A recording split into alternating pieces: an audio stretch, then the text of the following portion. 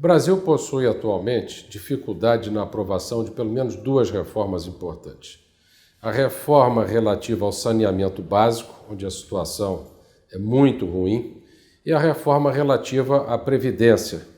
Entretanto, nós temos tido dificuldade em encaminhar com essas reformas em tempo hábil e da forma abrangente como precisamos.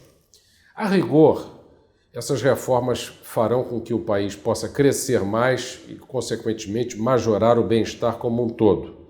Portanto, apenas o fato de que o bolo será maior, a princípio, deveria ser suficiente, mesmo com grupos de interesse diversificados, para que essas reformas pudessem caminhar. Simplesmente com base no fato de que, se o bolo cresce, cada fatia pode, no futuro, ser teoricamente um pouco maior do que aquela que é hoje. Isso valendo para cada grupo. Na prática, entretanto, esse raciocínio não se verifica. Por quê?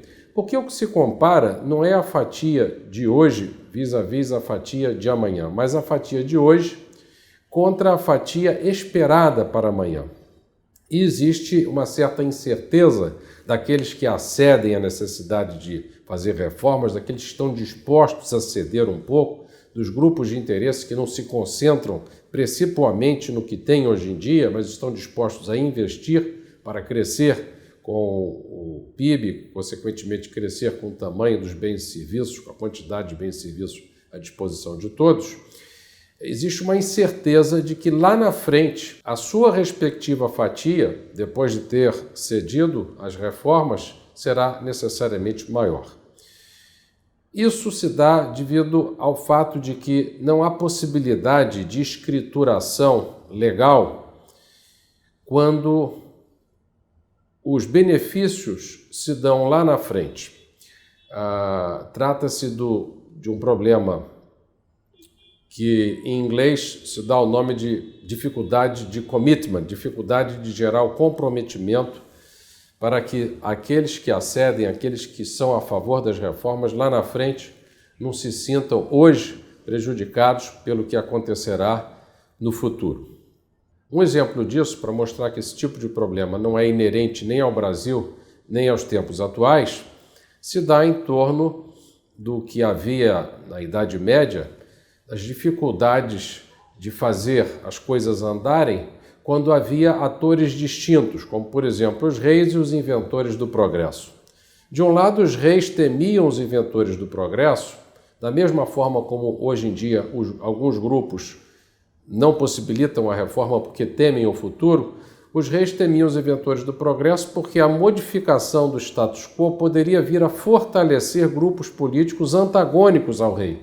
Portanto, o rei acabaria com um bolo maior, mas com a possibilidade de que politicamente a sua fatia fosse menor no futuro, mesmo com o bolo maior, do que no presente, confortável presente em que eles estavam com o reinado sem esses grupos políticos antagônicos. Então, essa possibilidade de fortalecer grupos políticos antagônicos, que pode ocorrer com as reformas, era um fator a não fomentar do lado dos reis a execução de reformas. Por outro lado, os inventores do progresso também temiam a realeza, porque essa poderia se apropriar dos seus frutos, do seu trabalho, lá na frente, simplesmente de forma arbitrária, decretando que os frutos daquele trabalho, daquelas invenções, fossem a partir dali propriedade do rei. Então, tanto de um lado quanto de outro, essa incerteza, essa impossibilidade de garantir lá na frente que ambos ganhariam, fazia com que as coisas não andassem. Com o passar do tempo, principalmente após a Revolução Gloriosa na Inglaterra, em 1688, o surgimento de parlamentos críveis e fortalecidos vis-à-vis a realeza, a monarquia, e também o surgimento de judiciários efetivos fez com que parte dessa insegurança fosse resolvida. Havia, no caso de possível confisco da parte da monarquia, sempre a possibilidade do inventor do progresso recorrer ao parlamento, provendo-lhe leis que lhe garantissem os frutos do seu trabalho lá na frente, e judiciário suficiente para julgar a sua causa e lhe dar ganho de causa quando necessário. Entretanto, o surgimento de parlamentos mais fortes e judiciários mais efetivos não foi suficiente e nunca será suficiente para resolver de todo o problema. Por quê? Porque as mudanças em si, fomentadas pelo progresso, podem afetar também tanto as leis quanto a interpretação das leis. Ou seja, tanto o legislativo quanto o judiciário são também endógenos, economicamente endógenos em relação ao progresso material da sociedade. Em função disso, os possíveis benefícios daqueles que acedem às reformas ou daqueles que promovem as reformas não são, na prática, passíveis de escrituração legal. Eles necessitam também de acordos políticos e de acordos entre partes que permitam a todos aqueles que investem na mentalidade reformista de lá na frente não se decepcionarem em função do surgimento de forças políticas que lhes tirem os frutos do sacrifício feito no passado.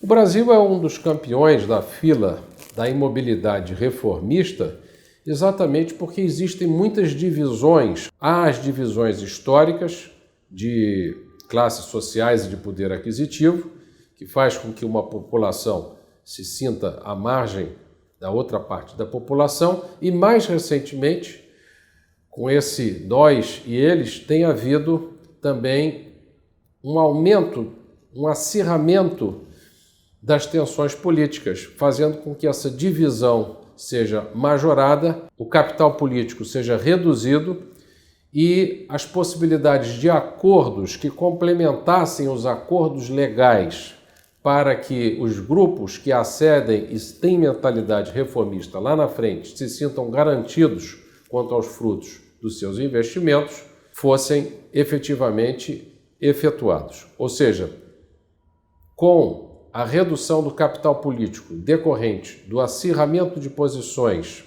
fato mais recente, e da eterna divisão entre classes de poder aquisitivo, o Brasil tem dificuldades de, através dos representantes da sociedade, efetuar acordos que façam com que as pessoas efetivamente sejam desejosas de investir para essas reformas. Esse é um dos motivos pelos quais nós não conseguimos aprovar nem reformas óbvias como a do saneamento básico, em que a situação é muito ruim, nem mesmo a da Previdência, que necessita ser aprovada em função do crescimento muito elevado da razão entre a dívida líquida e o PIB nacional.